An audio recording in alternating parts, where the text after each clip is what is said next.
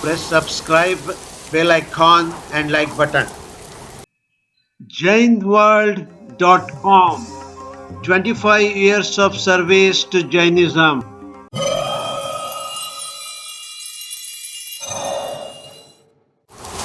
Press subscribe, bell icon and like button. Jainworld.com 25 years of service to Jainism.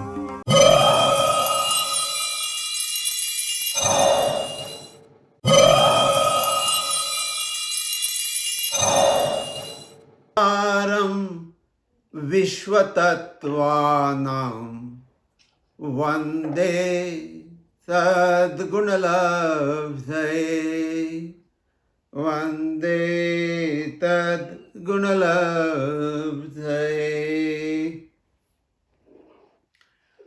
सो 9 तत्व की चर्चा हम आज आगे बढ़ाएंगे और आज कर्म बंध पे हम मेनली डिस्कस करेंगे। उससे पहले थोड़ा 10 मिनट तक काल को हम थोड़ा सा रिवाइज कर लेंगे। तो षट द्रव्यों में काल एक बहुत इम्पोर्टेंट द्रव्य है। वैसे तो हर द्रव्य अपने अपने रोल में इम्पोर्टेंट है और षट द्रव्य के जरिए ही सारा विश्व चल रहा है। तो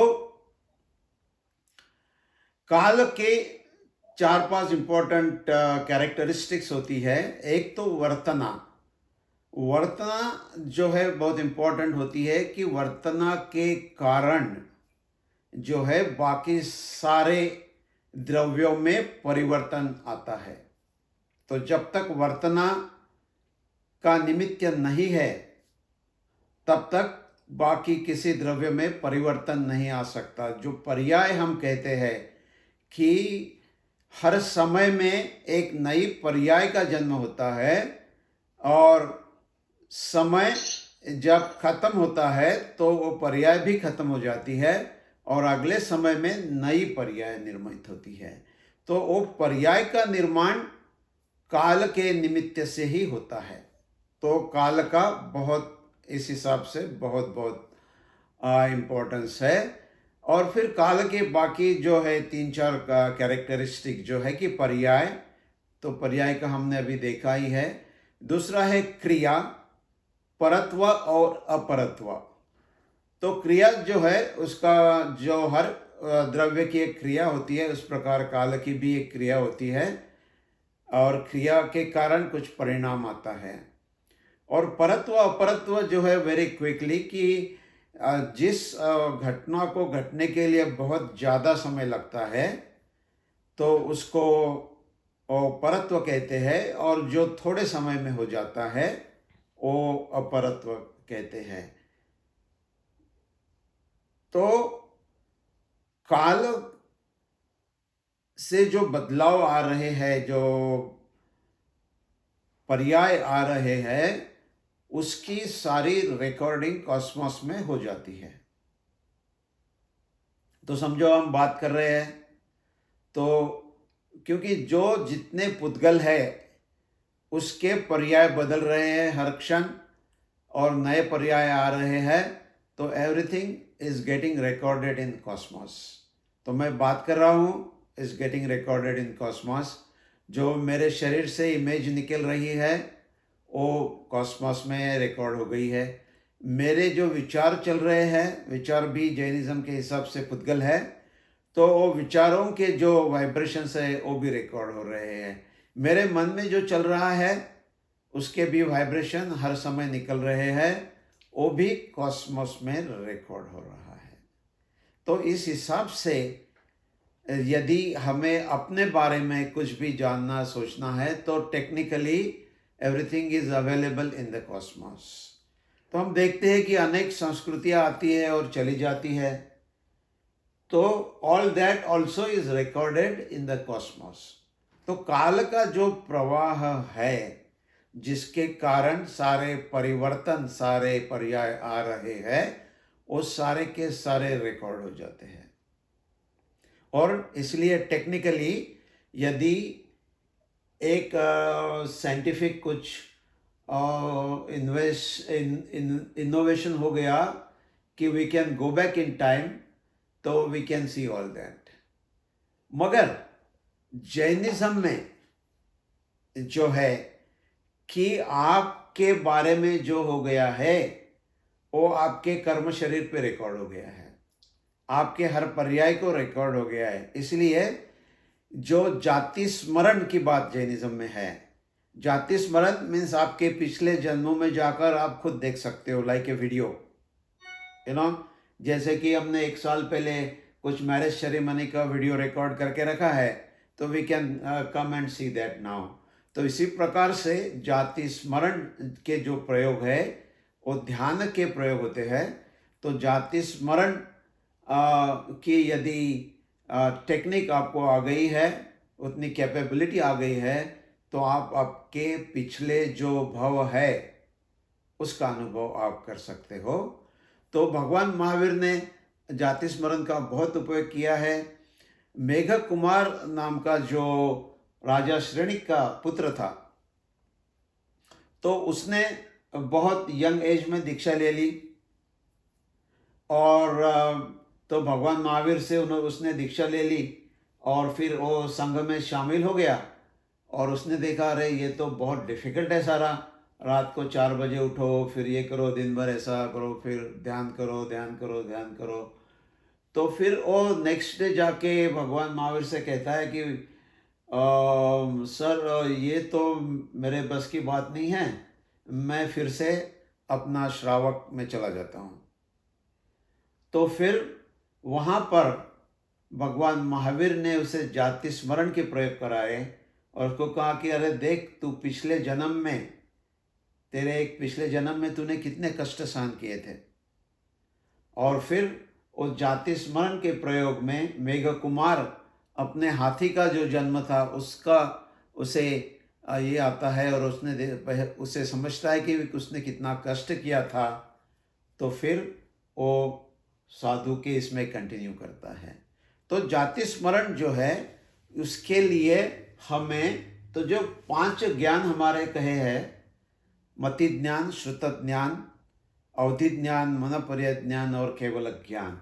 तो केवल ज्ञान में तो हमें पता है कि सब कुछ केवल ही को दिखता है, मगर यदि आपको स्वयं देखना है तो मति ज्ञान और मनपर्य ज्ञान, ये जो अंतर जगत की अतीन्द्रिय ज्ञान है, जो अंतर जगत में है और अतीन्द्रिय है, वो इंद्रियों के द्वारा नहीं है। तो अतीन्द्रिय ज्ञान यदि आप वो कैपेबिलिटी डेवलप कर सकते हो, तो आप खुद जाति स्मरण में जाकर अपने पिछले जन्मों को, like a video, you can see that. So this is the about the काल। और काल में निश्चय काल एक होता है और व्यवहार काल एक होता है। तो व्यवहार काल जो है वो निश्चय काल का पर्याय है। और व्यवहार काल में जैसे हम कहते हैं कि मिनट, घंटा, दिन, week, month, year, like that, जो हम टाइम काउंट करने की जो हमारी प्रणाली है, दैट इज कॉल्ड व्यवहार काल। और निश्चय काल जो है वो जो एक्चुअल ये होता है बगैर पर्याय का, जो ओरिजिनल द्रव्य होता है, so that is known as a निश्चय काल। और हमें पता है कि काल का जो है एक प्रदेशी है, क्योंकि काल जो है वो किसी के संयोग में आता नहीं, उसका जो है स्कंध नहीं बनता है, और जिसका स्कंध बनता है तो उसको एक से ज़्यादा प्रदेश लगते हैं। मगर क्योंकि काल का बंध होता नहीं है, किसी के साथ स्कंध बनता नहीं है, तो कालाणु जो है एक प्रदेशी है। और जितने प्रदेश है हमारे लोकाकाश में, तो हर प्रदेश में एक कालाणु स्थित है। तो कितने प्रदेश है? असंख्यात प्रदेश है।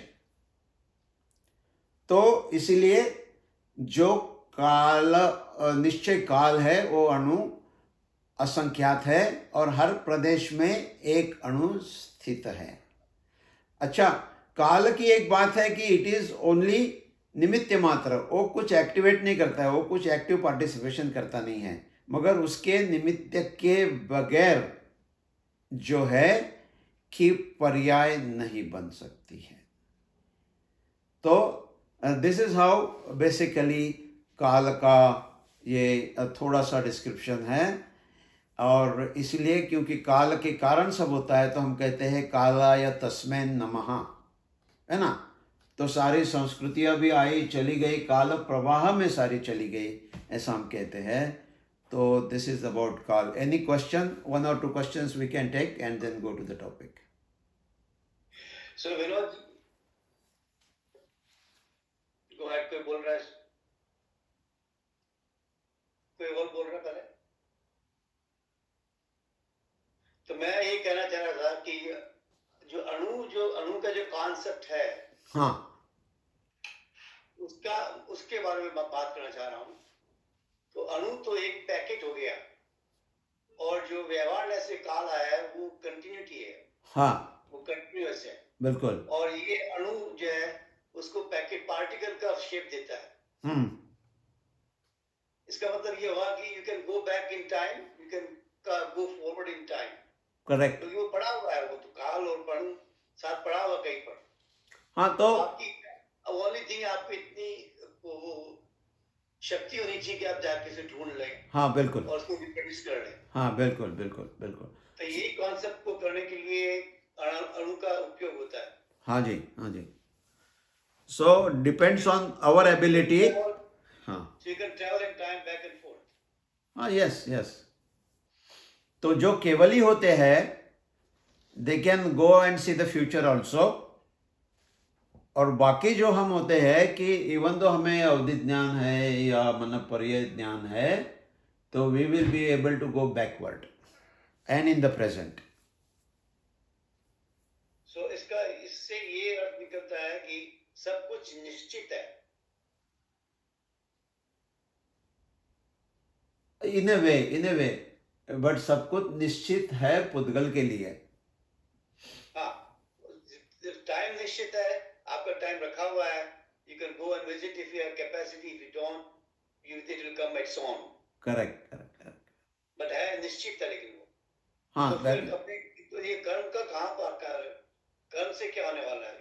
हाँ, तो विल डिस्कस कर्म से क्या होता है। So once we start discussing बंध, वी विल नो क्या हो रहा है। तो मेरा एक प्रश्न है। हाँ जी। अब जैसे जो कालाणु है हर एक प्रदेश में, तो मेरे जीव के प्रदेश अलग है और आपके अलग है। सो उन दोनों में अलग अलग प्रदेशों में एक कालाणु रहेगा। ऐसा तो नहीं है कि आकाश में जितने प्रदेश है उन सब में कालाणु है जो कि हर जीव पे एक्ट करेगा? हाँ, बिल्कुल। नहीं, मेरी अंडरस्टैंडिंग ये है, maybe I am same as Manoj ji बोल रहे हैं, but my way, every space has a time itself. Correct. अपना सेपरेट टाइम है,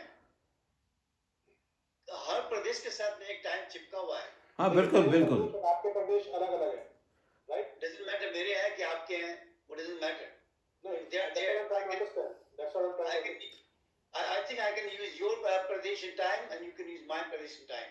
There is no distinction. No. I don't. I think we are all independent.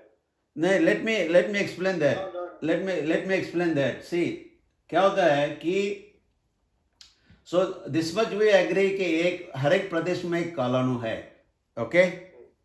Now क्या होता है, we have to, when we analyze, तो जो 6 division है हमारे सूक्ष्म और स्थूल के, उसके जो कैरेक्टरिस्टिक्स है उसको मद्देनजर रखते हुए एनालिसिस करना है। तो क्या होता है, जो स्थूल है ना, तो 6 कैरेक्टरिस्टिक जो हमने देखी थी, सूक्ष्म स्थूल, स्थूल सूक्ष्म, स्थूल। तो स्थूल जो है वो सॉलिड है, जैसे टेबल है, चेयर है, कुछ है। तो जहां पे उसका अस्तित्व है वहां दूसरी चीज नहीं बैठ सकती, है ना। तो टेबल है, उसकी जगह कुछ सोफा रखना है तो टेबल को हटाना पड़ेगा, सोफा रखना पड़ेगा। मगर जब सूक्ष्म सूक्ष्म में हम जाते हैं तो दिस इज टोटली डिफरेंट। सूक्ष्म सूक्ष्म में क्या होता है कि नोबडी जो है एक दूसरे को इंटरफियर नहीं करते हैं। They can be using the same space, same Pradesh, and same Pradesh can be use by multiple without affecting the other, because वो सूक्ष्म सूक्ष्म है। जैसे कि ये रूम में एक लाइट बल्ब मैंने लगाया है ना, तो इट इज ऑक्यूपाइंग सम प्रदेश। अब फिर मैंने दूसरा बल्ब लगाया, वो एक्स्ट्रा आ गया अभी, but they are occupying the same प्रदेश। एक तीसरा लगाया, स्टिल ऑक्यूपाइंग द सेम प्रदेश, है ना, क्योंकि ये सूक्ष्म सूक्ष्म है तो उसकी behaviour is completely different than the स्थूल स्थूल। तो इसके अंदर प्रदेश जो है वो संकुचित और विस्तरित हो जाएंगे क्योंकि वो सेम स्पेस यूज कर रहे हैं। नहीं, प्रदेश जो है तो कॉन्सेप्ट ऐसा है कि एक प्रदेश में मल्टीपल सूक्ष्म सूक्ष्म, अनंत सूक्ष्म सूक्ष्म कैन बी इन वन प्रदेश। हाँ, नहीं सुनिए, प्रदेश की डेफिनेशन होती है उसके हिसाब से तो सूक्ष्म का और छोटा भाग हो नहीं सकता। That's the smallest space. That is correct. हाँ, जब आप प्रदेश बोलते हैं तो हाँ, बिल्कुल बिल्कुल, इट इज उस प्रदेश में एक कालाणु चिपका हुआ रहता है हमेशा। हाँ बिल्कुल, कालाणु किधर जाता नहीं है, इज देयर, बट उसी प्रदेश में बाकी सूक्ष्म सूक्ष्म जो है वो रह सकते हैं विदाउट इंटरफियरिंग विद द कालाणु। हाँ, तो सूक्ष्म सूक्ष्म जो होता है कि उसकी एक कैरेक्टरिस्टिक्स होती है कि वो दूसरे को इंटरफियर नहीं करता, दूसरा उसको इंटरफियर नहीं करता है। जैसे स्थूल में हम देखें कि वो पवन है, वायु है, तो वायु किसी को इंटरफियर नहीं करती है, वो आती है चली जाती है ना, मगर एक पत्थर है तो डेफिनेटली वो इंटरफियर करेगा। तो सूक्ष्म सूक्ष्म जो है उसकी कैरेक्टरिस्टिक्स होती है कि भाई multiple can be at one space without disturbing the other. जैसे लाइट का हमने देखा कि एक इसमें लाइट जो है अनेक बल्ब हम लगा सकते हैं ऐड कर गए, तो भी पहले जो लाइट था उसको कोई डिस्टर्बेंस नहीं है। तो चलिए, इसको और क्वेश्चन होंगे तो आप फिर जैसे हम डिस्कस करते जाएंगे, काल का आते ही जाएगा, तो और क्वेश्चन है तो उसमें हम लेते चले जाएंगे। तो आपको किसी को डीप में जाना है सब्जेक्ट मैटर में, हाँ, तो आप थोड़ा स्ट्रिंग थ्योरी का समझने की कोशिश कीजिए। लास्ट 20-25 साल से ये लेटेस्ट थ्योरी है इसमें, फिजिक्स में। हाँ, उसमें ये बेसिक असम्पशन है कि time and space are considered together. So same concept. What we are talking about thousands of years or whenever it is. Right. Is now being rediscovered. That is correct. And later on they will add one more thing, that in one space multiple असंख्यात can exist without disturbing the other. वो अभी तक science ने अभी तक उसको वहां तक पहुंचे नहीं है वो, but they will reach there. Yeah so हाँ, तो चलिए विल गो टू द कर्म बंध।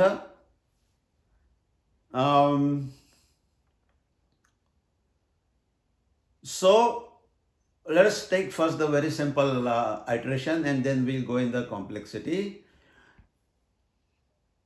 तो कर्म से हमारा संबंध अनादिकाल से है, कोई जानता नहीं कि कब से है, हम तो डेफिनेटली जानते नहीं कब से है, मगर जो हमारा आज का व्यक्तित्व है वो कर्म और जीव का मिला जुला व्यक्तित्व है। जैसा हमने देखा था कि it's like a marriage between the two, ठीक है। तो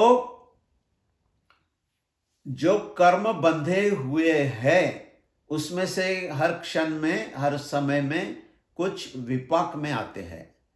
विपाक में आते हैं या कहते हैं कि भाई पक गए हैं, या तो कहते हैं कि उदय में आने वाले हैं। तो बहुत से अलग अलग नामों से तो हम कहेंगे कि विपाक में आ रहे हैं।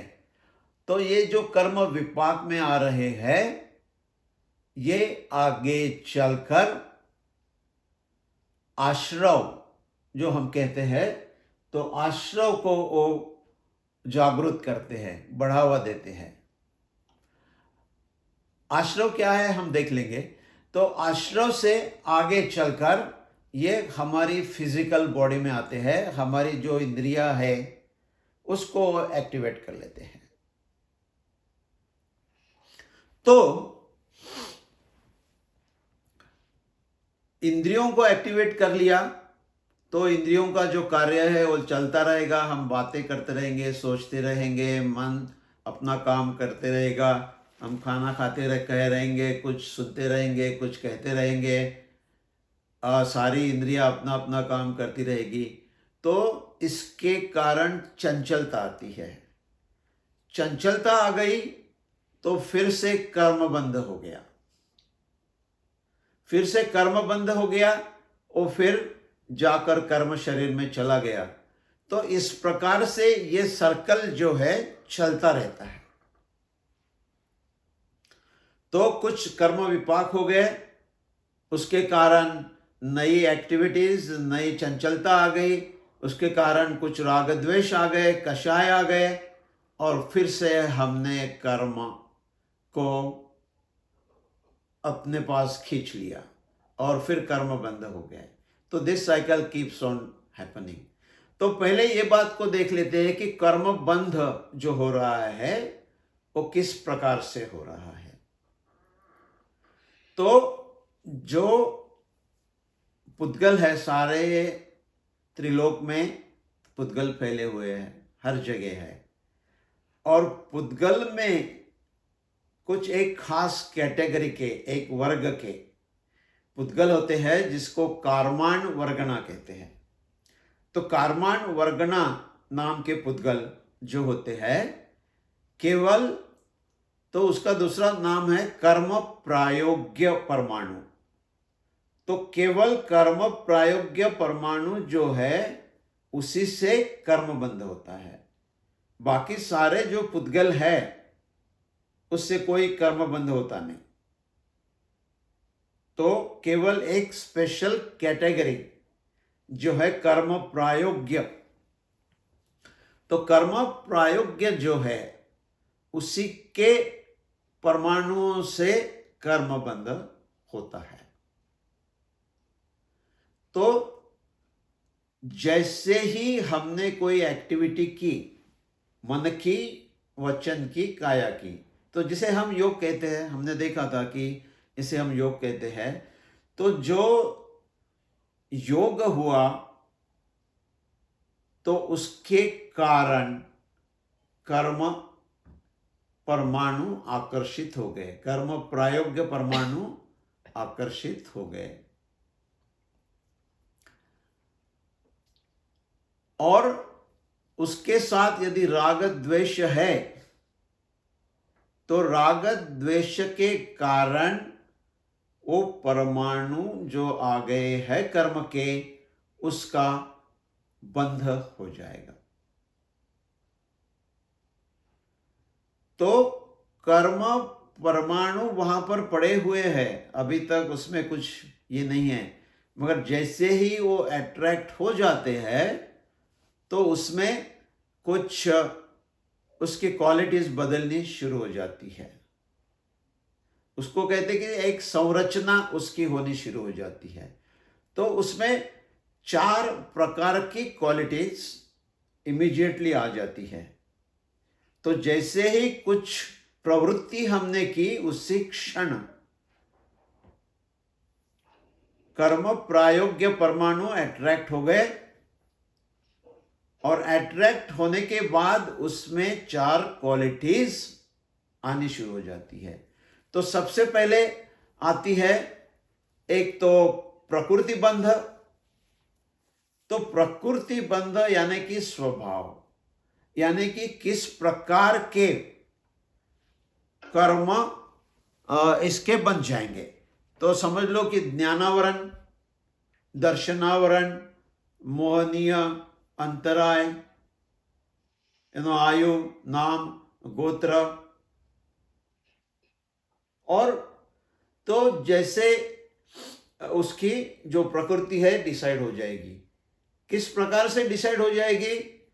तो जैसे जिस कारण से ये कर्म बंध हुआ है, जिस प्रवृत्ति के कारण ये कर्म बंध हुआ है, उस प्रवृत्ति के हिसाब से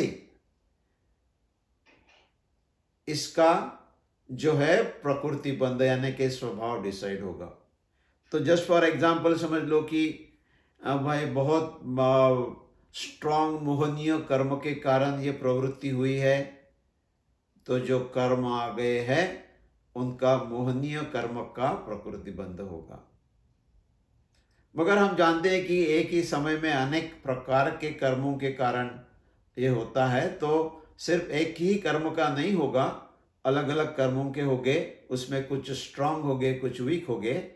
मगर फॉर अंडरस्टैंडिंग हम ले रहे हैं, तो समझो कि मोहनीय के कारण जो प्रवृत्ति हुई है, तो मोहनीय का ज़्यादातर बंध पड़ेगा, और बाकी प्रवृत्ति की सारी देखकर बाकी दूसरे कर्मों का भी बंध उसमें होगा। तो ये प्रकृति बंध है। So that is decided. Then प्रदेश बंध है। तो प्रदेश बंध जो है कि वो फिर कौन से आत्म प्रदेश में जाकर बस जाएगा। वो जो कर्म का अभी अर्जन हुआ है, तो उसका प्रदेश बंध भी डिसाइड हो जाएगा। और ये सारी चीज़ें ऑटोमेटिक हो जाती है। ये जो है इसकी इनहेरेंट कैपेबिलिटीज होती है, और उस हिसाब से वो काम करते हैं। तो जैसे समझ लो कि एक दवाई डॉक्टर ने दे दी, सर में दर्द है, तो दवाई हमने खा ली, डॉक्टर ने दे दी, हमने खा ली। अब पेट में जाने के बाद ऐसे तो नहीं है कि डॉक्टर हमारे पेट में जाके बैठता है और कहता है कि भाई साहब ये टैबलेट जो है सर दर्द के लिए है, तो उसमें जो मेडिसिन है वो सारे सर के ऊपर आप भेजो, उधर भेजो। नहीं करता है, डॉक्टर नहीं करता है। वो जो हमारी बॉडी में ऑटोमेटिक सिस्टम है, दे डिसाइड कि भाई कहाँ पे इसकी रिक्वायरमेंट है। सर में दर्द है तो वो दवाई बराबर सर में पहुँच जाएगी, कुछ देर के बाद दर्द खत्म हो जाएगा। दूसरे एक आदमी को डॉक्टर ने दवाई दी, टैबलेट दी, बोले क्या हो गया? अरे नहीं, पैर के अंगूठे में दर्द है। उसने दवाई खा ली,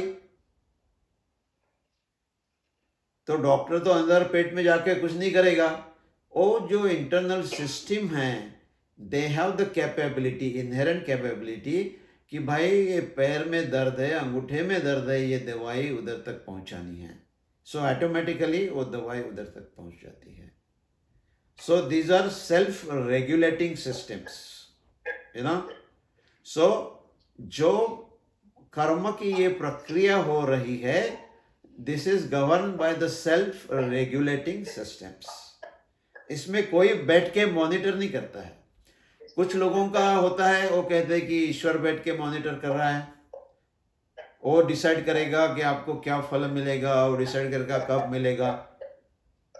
मगर यहाँ पर जो है कि it is the self regulating process है, उसके हिसाब से ये कार्य चलता है। हम एक और उदाहरण ले लेते हैं ताकि टाइम कैसे मालूम पड़ेगा कि ये कब उसका फल मिलेगा? नहीं, हाँ, we are coming to that. We are coming to that. Okay. हाँ, we'll be coming to that. So let us से कि एक आदमी अटलांटा में आ गया, नया आ गया, एकदम इंडिया से लैंड हो गया, उसका पहचान का कोई नहीं इधर। तो वो आने के बाद क्या करेगा, वो देखेगा कि भाई इंडियंस कहाँ कहाँ है, इंडियन एसोसिएशन कहाँ है, वहाँ जाएगा। फिर वो जैन है तो देखेगा जैन टेम्पल कहाँ है, वहाँ आएगा। दूसरा होगा तो हिंदू है, हिंदू के पास जाएगा, नहीं तो गुरुद्वारा ढूंढेगा, नहीं तो और कुछ ढूंढेगा। फिर वो आ गया जैन टेम्पल में आ गया, फिर वो दिगंबर है तो ढूंढेगा दिगंबर ग्रुप है क्या इधर, दिगंबर ग्रुप में जाएगा।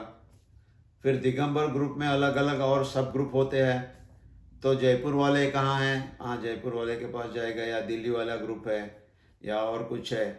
तो इसके लिए कोई गवर्नमेंट ने रूल नहीं बनाया कि भाई आप इंडियन हो, अटलांटा आए हो, दिगंबर जैन हो तो जैन सेंटर में जाओ, वहाँ ढूंढो, फिर दिगंबर जैन ग्रुप में ज्वाइन करो, दिगंबर मंदिर है वहाँ पूजा करो। This is happening automatically. जो आदमी आया है वो दिस प्रोसेस इज ऑटोमेटिक। सो उसी प्रकार से ये जो कर्म के जो हम अलग अलग भाग देखेंगे, so this is a self regulating process and accordingly so प्रदेश बंध जो है, तो जिस प्रकार से ये कर्म आ रहे हैं, आए हैं, तो ऑटोमेटिकली वो जिस प्रदेश में उस प्रकार के कर्म है वहाँ वो ऑटोमेटिकली जाके बस जाएंगे। तो इसीलिए हम कहते हैं कि कर्म आए वो आत्म प्रदेश में चले गए।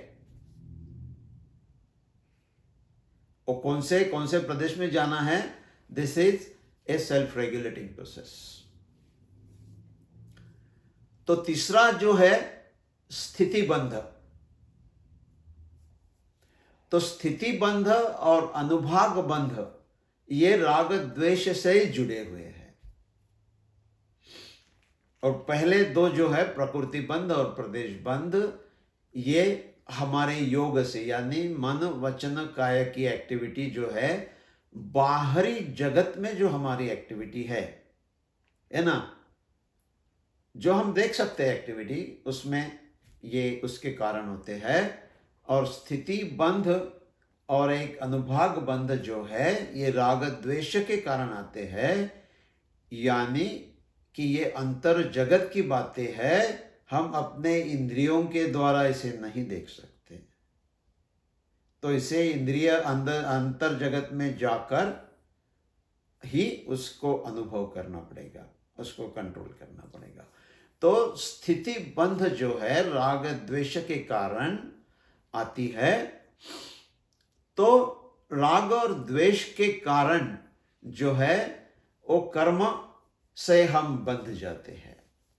यदि समझो राग द्वेष नहीं है तो प्रदेश बंध प्रकृति बंध आके चले जाएंगे जल्दी के जल्दी। मगर समझो राग द्वेष कितना है, उसके इंटेंसिटी कितनी है, उस हिसाब से स्थिति बंध और अनुभाग बंध दोनों डिसाइड हो जाएंगे। तो स्थिति बंध जो है वो कितने समय तक वो कर्म रहेगा हमारे साथ। तो स्थिति बंध जो है it is more related to the time. और उसमें दो उसमें फैक्टर होते हैं कि 3 फैक्टर होते हैं कि जो एक्टिविटी प्रवृत्ति हो गई तो इमीडिएटली उसका बंद हो गया, सो दैट इज इमीडिएट। और जो स्थिति बंद हो गई है तो उसमें 2 टाइम फैक्टर होते हैं, वो कितने देर तक डॉर्मेंट रहेगा, है ना। तो उसको अबाधा काल कहते हैं कि वो कर्म बंद हो गया मगर इतने समय तक वो कुछ करेगा नहीं, है ना। तो उसको अबाधा काल कहते हैं। वो अबाधा काल में कर्म डॉर्मेंट हो जाता है। जैसे कि हम कंप्यूटर है हाइबरनेट कर देते हैं, है ना, तो उसी प्रकार वो कर्म जाके उधर बैठ गया। टेररिस्ट सेल होते हैं जो हम कहते हैं कि स्लीपर सेल, वो जाके उधर बैठ गए, तो हमने स्थितिबंध और अनुभाग बंध की रस शक्ति की बात की है। और स्थितिबंध जो है कितने समय बाधा काल रहेगा और विपाक का काल कितना समय रहेगा, इसकी बात यहाँ पर होगी। और अनुभाग बंध जो है वो उसकी कितनी कैपेसिटी, कितनी शक्ति होगी उसमें, इस बात की वहाँ पर जो है कि पोटेंसी जो हम कहते हैं, जैसे कि कुछ दवाइयाँ होती है तो दवाइयों में पोटेंसी होती है और वो कैपेसिटी उसकी जो उसमें दिखाई जाती है। तो अनुभाग बंध उस प्रकार से काम करता है। तो इसकी और चर्चा हम अगले लेक्चर में करेंगे और वहाँ पर हम और डिटेल में अनुभाग बंध, स्थिति बंध, प्रकृति बंध, प्रदेश बंध की बातें और ज़्यादा डिटेल में करेंगे।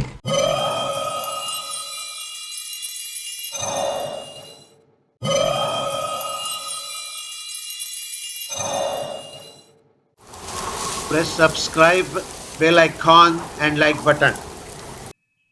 jainworld.com 25 years of service to Jainism.